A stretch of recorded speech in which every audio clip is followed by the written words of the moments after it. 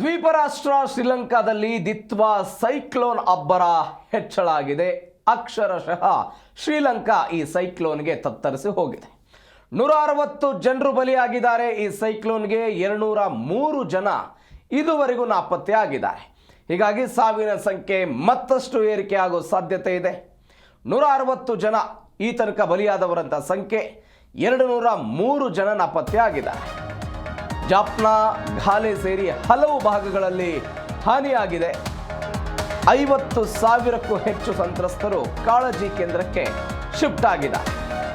ಹೀಗಾಗಿ ತಮಿಳುನಾಡು, ಪುದುಚೇರಿ, ಆಂಧ್ರಕ್ಕೂ ಕೂಡ red alert ಅನ್ನ ಘೋಷಣೆ ಮಾಡಲಾಗಿದೆ.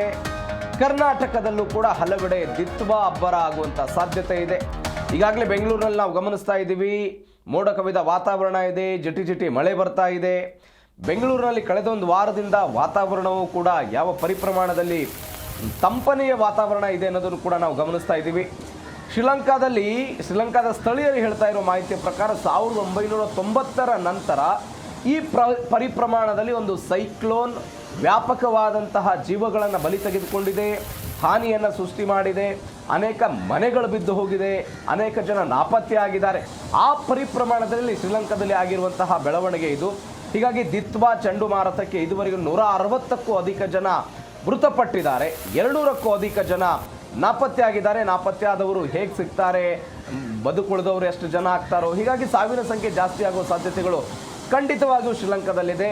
ಹೀಗಾಗಿ ಭಾರತ ಕೂಡ ಸಹಾಯಹಸ್ತವನ್ನು ಶ್ರೀಲಂಕಾಕ್ಕೆ ಚಾಚಿದೆ. ಅನೇಕ ಅಗತ್ಯ ವಸ್ತುಗಳದ್ದು ಮೆಡಿಸಿನ್ ಆಗಿರ್ಬೋದು, ಬೇರೆ ಬೇರೆ ರೇಷನ್ ವಿಚಾರದಲ್ಲಿ ಆಗಿರ್ಬೋದು, ಏನು ಅಗತ್ಯ ಇದೆ ಶ್ರೀಲಂಕಾಕ್ಕೆ ಅದನ್ನು ಕಳಿಸುವ ವ್ಯವಸ್ಥೆಯನ್ನು ಭಾರತವು ಕೂಡ ಈಗಾಗಲೇ ಮಾಡಿದೆ. ಮತ್ತೊಂದು ಕಡೆ ಶ್ರೀಲಂಕಾದಲ್ಲಿ ಈ ಬೆಳವಣಿಗೆ ಆದ ನಂತರ ಭಾರತದ ತಮಿಳುನಾಡಾಗಿರ್ಬೋದು, ಪುದುಚೇರಿ, ಆಂಧ್ರ ಪ್ರದೇಶಕ್ಕೂ ಕೂಡ ರೆಡ್ ಅಲರ್ಟನ್ನು ಘೋಷಣೆ ಮಾಡಲಾಗಿದೆ. ತಮಿಳುನಾಡಿನಲ್ಲಿ ಕಳೆದ 2 ದಿನಗಳಿಂದಲೂ ಕೂಡ ಮಳೆ ಆಗ್ತಾ ಇದೆ ಅಂತೆ, ವ್ಯಾಪಕವಾದಂತಹ ಮಳೆ ಸುರಿತಾ ಇದೆ. ಕರ್ನಾಟಕದಲ್ಲೂ ಕೂಡ ಅದರ ಎಫೆಕ್ಟನ್ನು ನಾವು ಗಮನಿಸ್ತಾ ಇದ್ದೀವಿ. ದಕ್ಷಿಣ ಭಾರತದ ಕರಾವಳಿಯತ್ತ ಸಾಗ್ತಾ ಇದೆ. ಹೀಗಾಗಿ ತಮಿಳುನಾಡು, ಆಂಧ್ರ ಪ್ರದೇಶ, ಪುದುಚೇರಿಯಲ್ಲಿ ಹೆಚ್ಚಿನ ಮಳೆ ಆಗುವಂಥ ಸಾಧ್ಯತೆ ಇದೆ. ಇದೀಗ ಈ ದಿತ್ವಾ ಬರ್ತಾ ಇರುವಂಥ ವೇಗ ತಗ್ಗಿದೆ, ಆದರೂ ಕೂಡ ಅದರ ಬರ್ತಾ ಇರುವಂಥ ವೇಗ ಕಡಿಮೆ ಆಗಿದೆ, ಆದರೆ ಎಫೆಕ್ಟ್ ಮಾತ್ರ ಹೆಚ್ಚಾಗುವ ಸಾಧ್ಯತೆ ಇದೆ. ಹೀಗಾಗಿ ಹವಾಮಾನ ಇಲಾಖೆಯವರು ರೆಡ್ ಅಲರ್ಟನ್ನು ಘೋಷಣೆ ಮಾಡಿದ್ದಾರೆ.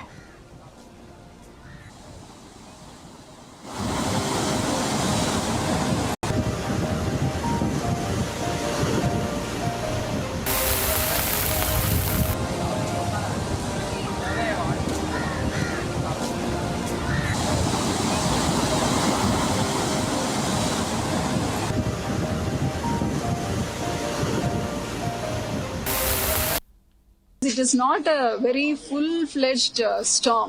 Like you don't see a formation of an eye.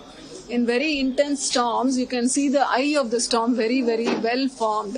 Here, based on very many supportive information like satellite images, scatterometer data, and based on observatory data, so many other factors are coming in, and that is how we are able to locate the center of this Ditwa.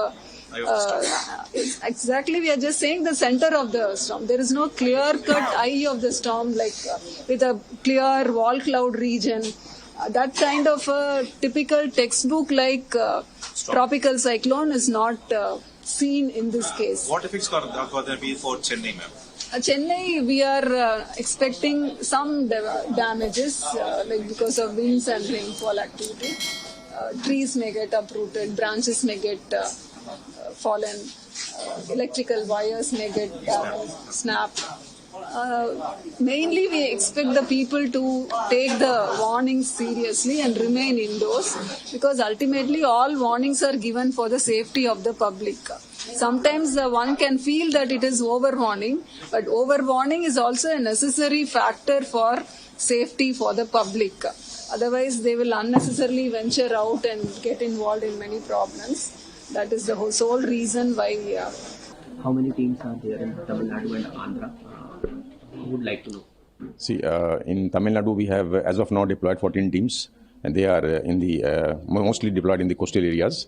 And considering the situation as a precautionary measure, 10 more teams have been requisitioned by Tamil Nadu, and those teams are being airlifted from Pune and Vadodara, and they would be reaching shortly there and deployed as per the requirement. How many teams are? ದ್ವೀಪ ರಾಷ್ಟ್ರ ಶ್ರೀಲಂಕಾದಲ್ಲಿ ದಿತ್ವಾ ಚಂಡಮಾರುತ ಬಂದಿದೆ. ಪರಿಣಾಮವಾಗಿ ಮುಂದಿನ 5 ದಿನಗಳ ಕಾಲ ರಾಜ್ಯದ ಬಹುತೇಕ ಜಿಲ್ಲೆಗಳಲ್ಲಿ ಅಂದರೆ ಕರ್ನಾಟಕದ ಬಹುತೇಕ ಜಿಲ್ಲೆಗಳಲ್ಲೂ ಕೂಡ ತಾಪಮಾನ ಇಳಿಕೆಯಾಗಿ ಚಳಿ ಹೆಚ್ಚಾಗುತ್ತಂತೆ. ಕೆಲವು ಭಾಗಗಳಲ್ಲಿ ಹಗರು ಮಳೆಯಾಗುವಂಥ ಸಾಧ್ಯತೆಗಳಿದೆ ಅಂತ ಹವಾಮಾನ ಇಲಾಖೆ ಮುನ್ಸೂಚನೆ ಕೊಟ್ಟಿದೆ.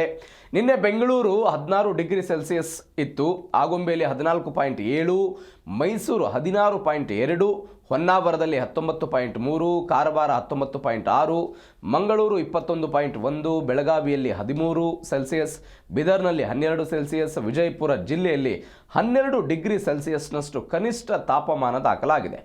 ಮುಂದಿನ ದಿನಗಳಲ್ಲಿ ಇನ್ನೂ 3 ಡಿಗ್ರಿ ಸೆಲ್ಸಿಯಸ್ವರೆಗೆ ತಾಪಮಾನ ಇಳಿಕೆಯಾಗುವ ಸಾಧ್ಯತೆ ಇದೆ. ಅಲ್ಲದೆ ಇವತ್ತು ಬೆಳಗಿನಿಂದ ಬೆಂಗಳೂರಿನಲ್ಲಿ ಜಿಟಿ ಮಳೆ ಆಗ್ತಾ ಇದೆ, ಮಂಜು ಕವಿದುಕೊಂಡಿದೆ.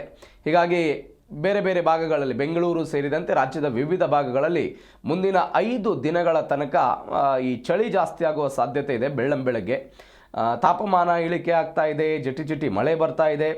ಬೆಂಗಳೂರು ಮಾತ್ರ ಅಕ್ಷರಶಃ ಮಲ್ನಾಡ್ ಅಂತ ಆಗಿದೆ. ಕಟ್ಟಡಗಳು ಕಾಣಿಸ್ತಾ ಇಲ್ಲ, ರಸ್ತೆಗಳು ಕೂಡ ಕಾಣಿಸ್ತಾ ಇಲ್ಲ. ಬೆಳಗ್ಗೆನೆ ಜಿಟಿ ಮಳೆ. ಮೊನ್ನೆ ರಾತ್ರಿ ಅಂತೂ ಏಕಾಏಕಿಯಾಗಿ 9-9:30 ಸುಮಾರಿಗೆ ಮಂಜೆ ಆವರಿಸ್ಕೊಂಡು ಬಿಟ್ಟಿತ್ತು ಇಡೀ ಬೆಂಗಳೂರಿನಾದ್ಯಂತ. ಹೀಗಾಗಿ ಇದರ ಎಫೆಕ್ಟ್ ಬೆಂಗಳೂರು ಸೇರಿದಂತೆ ರಾಜ್ಯದ ವಿವಿಧ ಜಿಲ್ಲೆಗಳಲ್ಲೂ ಕೂಡ ಇರುತ್ತೆ.